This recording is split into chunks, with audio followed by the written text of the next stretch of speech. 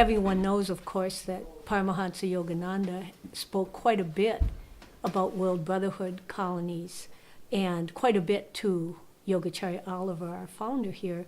And when he talked about plans for the retreat that he wanted him to start, a big part of it was always the community. So Yogacharya, who started the retreat around 1970, would always talk to all of us about the community and different things.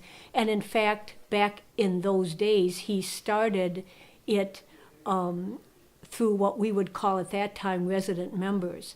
That meant that a resident could rent a dome and live there for a while, and we call that the beginning of our community.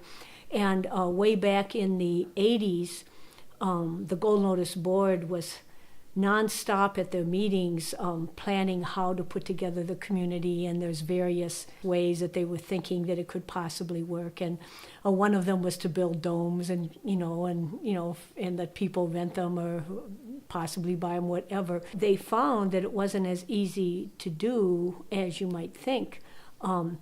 Two people that worked on it quite a bit was Dr. Gary Sachs, was on the board at that time, and Paul Gordon, who is an architect from Toronto. They went to zoning, and they said that they wanted, to have some houses where people could live and so on.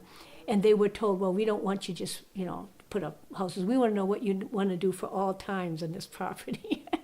And really, the answer zoning gave them ended up being a prototype for the entire future of our, not just community, but ranch in terms of the physical layout of it. The basic idea is that 600 of the acres would remain forested, natural forest, 200 of it would be developed. If there was any part of the community I thought we would never get is being allowed to do it in the middle of the state forest. This is a well-loved, protected state forest, and they don't like development here, and we're surrounded by state forest. So many signs of divine guidance throughout it, things that really made no sense unless you understood that there's a higher layer that really wanted this project.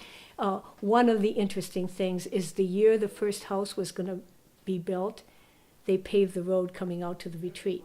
Now, where did that come from? If you ask some of the local people, there were some that say, well, why did you pave that road? Well, we never asked for it. But these sorts of things, I could probably give you a dozen of them, examples. In any case, so we started selling the leases, and the very first house was the house next door, Marianne and George Johnston. I believe their house was put up around the year 2004, something like that, or 2003, somewhere around then. We now have 31 lots leased.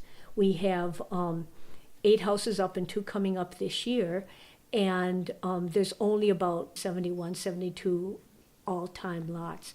So the community has, it doesn't have a lot of rules. One of the most important ones is that the people who move here for their spiritual benefit. We're a spiritual community. The retreat is a beautiful place to live. There's a lot of people who love nature. But this is a place where people can come and be exposed to the highest teachings, which is the teachings of Kriya Yoga that we have through our master.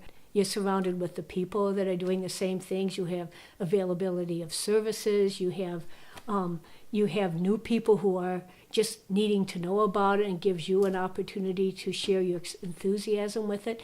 The whole environment is put together to help you to move forward and to grow in that spiritual intent.